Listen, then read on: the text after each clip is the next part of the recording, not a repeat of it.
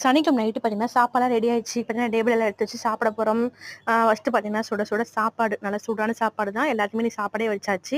அப்ப வந்து என்ன குழம்புன்னு பார்த்தீங்கன்னா, அன்னைக்கு வந்து தூதுவள வந்து மாமா வாங்கிட்டு வந்தாங்களா, அத 2 கத்த சுத்தம் பண்ணி தூதுவள சட்னி வந்து செஞ்சாச்சு.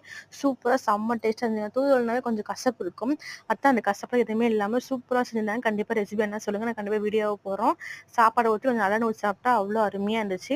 அப்ப தூதுவளையிலேயே பார்த்தீங்கன்னா, கொஞ்சமா ரசம் வச்சிருந்தோம். அப்ப காமிக்கிறேன். வந்து பருப்பு சாதம் வச்சிருந்தோமா, அதையும் வேஸ்ட் பண்ணக்கூடாது. அத வந்து போட்டு சாப்பிட்டுக்கலாம்னு சொல்லிட்டு அது குக்கர்ல அப்படியே சூடு பண்ணி வச்சிருக்கோம்.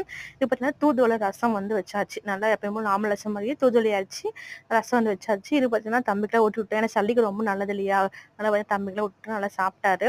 அப்புறம் பார்த்தீங்கன்னா, பீக்கங்கா வந்து பெட்டல் பண்ணியாச்சு. பீக்கங்கா வந்து இன்னையோட காய முடிஞ்சது. சூப்பரா பெட்டல் பண்ணியாச்சு. அப்ப வந்து பார்த்தீங்கன்னா, இன்னைக்கு வந்து பலகாரம் வந்து போட்டிருந்தோம். சின்ன வெங்காயம் போண்டா வந்து போட்டாச்சு. அப்ப தம்பி அப்பளம் கேட்டாங்கன்னு சொல்லிட்டு, இன்னைக்கு பலகாரத்தோட நைட் டின்னர் வந்து முடிச்சாச்சு. எங்களுக்கு இதான் சைடு சாப்பாடு. பாய்.